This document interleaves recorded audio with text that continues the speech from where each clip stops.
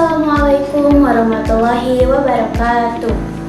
Hai, perkenalkan nama saya Resti Nadia Dwi Septiani dari kelas 12 MIPA 7, asal sekolah SMA Negeri 18 Garut. Di sini saya akan membuat video presentasi mengenai mata pelajaran Sejarah Indonesia kelas 12. Di sini saya akan menjelaskan sedikit materi singkat, yaitu yang ada di peta konsep yang telah saya buatkan sebelumnya. Di sini saya akan menjelaskan secara singkat di bab 5 yang berjudul Sistem dan Struktur Politik Ekonomi Indonesia Masa Reformasi pada tahun 1998 sampai sekarang. Langsung saja kita ke pembahasan yang pertama, yaitu ada masa akhir Orde Baru. Ada krisis moneter, politik, dan keuangan.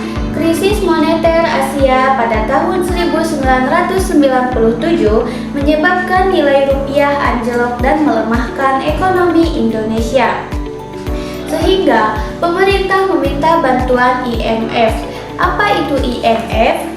IMF atau Dana Moneter Internasional yaitu sebuah organisasi internasional yang berfungsi memberikan dukungan keuangan dan saran finansial terhadap negara-negara anggotanya.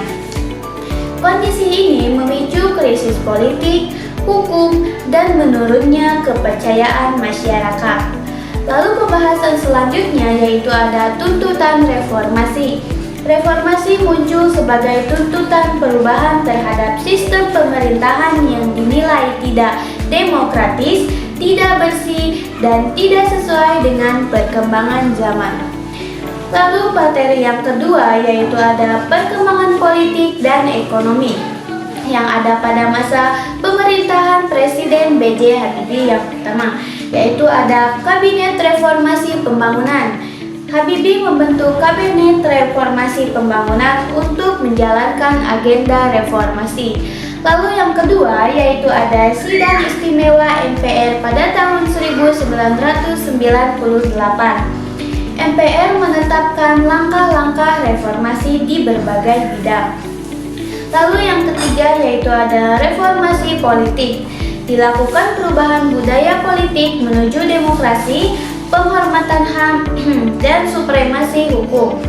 Lalu yang keempat yaitu ada pemilu 1994, yaitu pemilu multipartai pertama pada era reformasi yang diikuti banyak partai politik.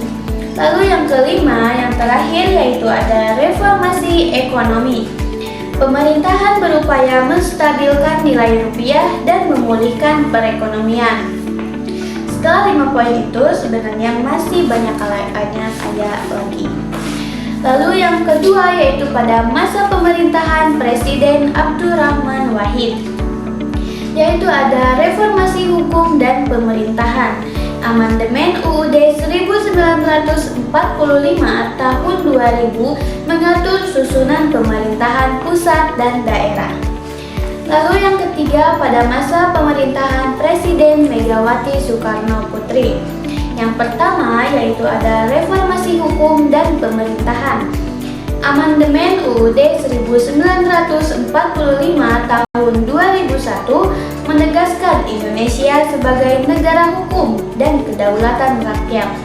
Lalu yang kedua yaitu ada reformasi ekonomi. Pemerintahan berupaya menyelesaikan krisis ekonomi yang belum tuntas sejak 1998. Lalu yang ketiga yaitu ada disintegrasi dan kedaulatan wilayah. Ketimpangan pembangunan memicu tuntutan pemisahan daerah dari NKRI. Lalu yang keempat yaitu ada desentralisasi politik dan keuangan. Otonomi daerah dilanjutkan melalui pengaturan keuangan pusat dan daerah. Lalu yang kelima ada pembatasan KKN. Upaya pemberantasan KKN belum berjalan maksimal. Yang terakhir ada pemilu 2024, yaitu pemilu langsung pertama bagi rakyat Indonesia. Lalu materi yang ketiga yaitu ada perkembangan ilmu pengetahuan dan teknologi. Pemerintahan mendorong perkembangan iptek melalui pendidikan lembaga pendidikan dan penelitian oleh pemerintahan dan swasta untuk mendukung pembangunan nasional. Sekian pembahasan materi singkat dari saya. Mohon maaf bila ada banyak kesalahan. Wabillahi taufiq wal hidayah. Wassalamualaikum warahmatullahi wabarakatuh.